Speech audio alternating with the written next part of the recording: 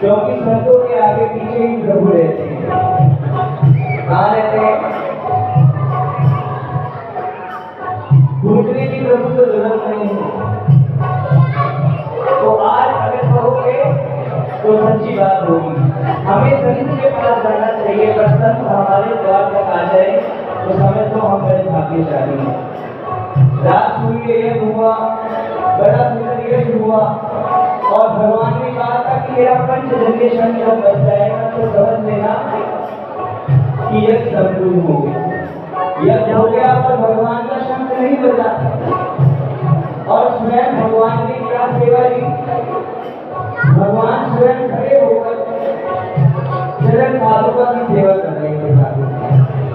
उसके अंतर्गत बाद में भगवान ने कहा लगता है कोई भूखा रह गया, इसलिए बात सुनिए का शब्द बनी नहीं हुई। अर्जुन ढूंढने गया, देखा एक घोड़ी बैठा हुआ था। आप नहीं आए भंडारे में, आपके का भोजन नहीं किया, तब मैं घोड़ी देखी, मुझे कौन देखने वाला है, कौन लेगा? चलो आप चलो। नहीं नहीं, मेरी दो शर्त है, अगर मुझे लेकर जाओगे तो ठीक है। क्या शर्त? क्या? पहली शर्त तो मेरी ये है कि मुझे गोभी के पीठ पर बिठाकर लेकर जाना पड़ेगा।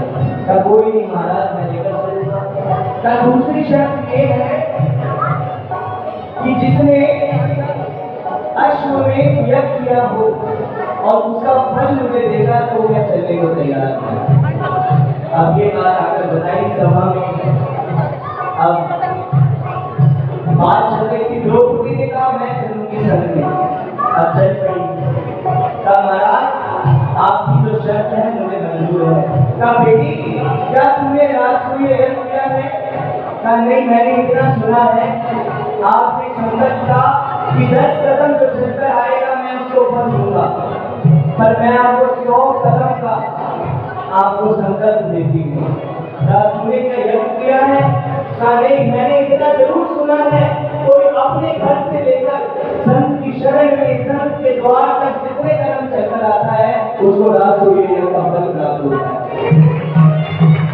आज संत महाराज बैठे, इनके सामने ये दोनों हाथ उठाकर दोनों हाथ सीधी कर दो यार। करना कभी न दूर प्रभु चरित्रम तेरा, करना कभी न दूर प्रभु चरित्रम तेरा,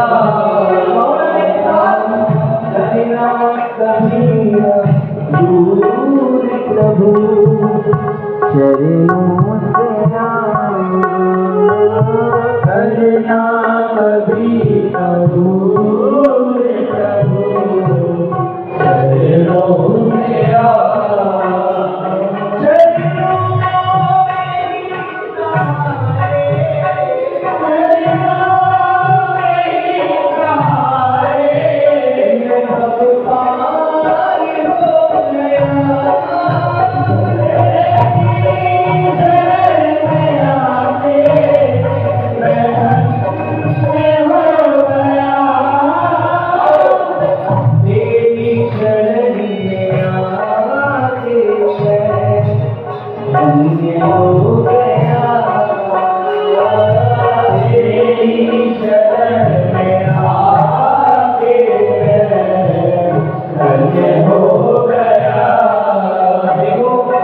No.